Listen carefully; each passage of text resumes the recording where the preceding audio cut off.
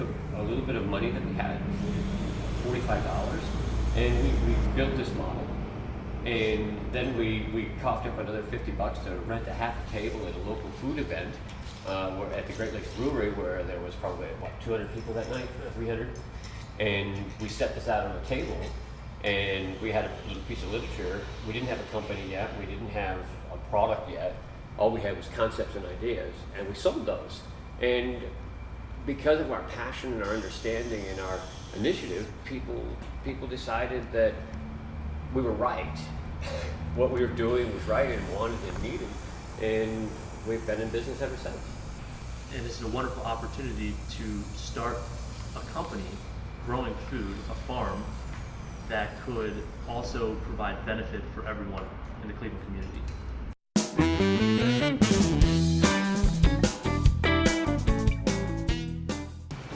But where we're going comes back to the issue of, why do we do what we do? Why are we focused on tunnel vision hoops? And the reason comes down to food. We are focused on food. We want to make the largest impact on the food system as possible. And tunnel vision hoops is really just a conduit for us to do that. We got into tunnel vision hoops for a number of reasons. So it was almost an accident how we got into it, but it has given us the ability to impact a large number of people and improve our food system.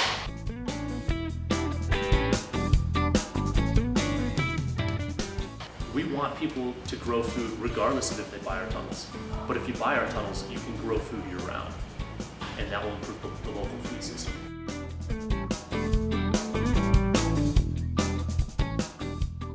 Or our first customer in Case Western Reserve, I got them when they stopped in front of that model, and I had no idea who they were. I didn't realize that it was the farm director at Casey's Farm. I didn't realize it was the chief horticulturist out there.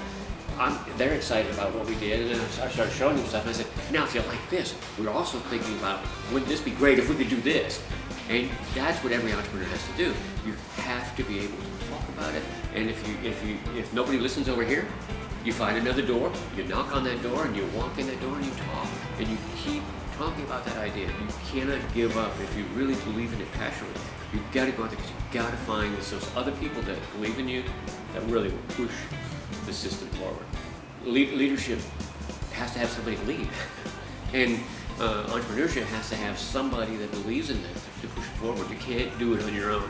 Nothing exists of and by itself alone. It's a collaboration of people and ideas and pulling those resources together. If you're going to be an entrepreneur, you have to know. You have to know that basic thing, because if that basic thing falls apart, everything else collapses, because that's your foundation.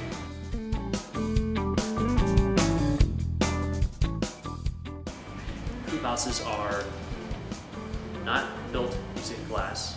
They don't use concrete in their foundations, and they're heated through a solar heating system, which is the sun. We don't need anything coming in externally if you grow wisely with the seasons.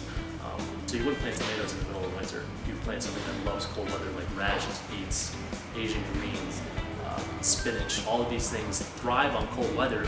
You're almost creating a perfect environment for them to grow. That's what the hoop house is.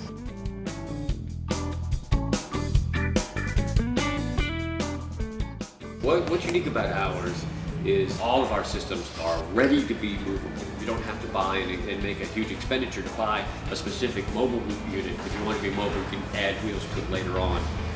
So that's our first thing. That is also for the person that's going to be building their own, when we actually begin selling kits out in the marketplace. They'll be able to build our system about 4 times faster than they would be able to build a traditional system because of that base frame system. Because basically the traditional system, you have to pound down anchors in every one of them. The other thing is we harvest rainwater off of our systems. So that every one of our systems that are sold out there, you can harvest the rainwater off of them. No one else has that system.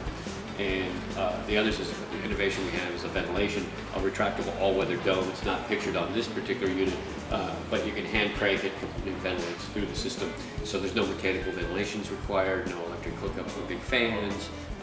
So those innovations are really the things that spark the imagination in and around northeastern Ohio of what we're doing, because no one else has been innovating. For 30 years, people have been trying to make these things cheaper, to the extent that they've actually harmed the performance of the systems, where people have tried to space the bows out further or the hoops out further from each other, which has caused collapsing. People have tried to cut down and make them out of PVC rather than galvanized pipe, which has caused collapses in it. We decided to actually innovate, make them, first our system is strong as an ox. I mean, it's probably one of the strongest systems out there, just the way that it's built and how the design is. Bolted systems versus snap-on systems, things like that. And then the innovations make the difference. Cleveland really is an urban frontier. There is a vast opportunity for people who are looking to utilize that space in a positive manner to do so. And the city of Cleveland has been more than helpful in making that environment even more friendly.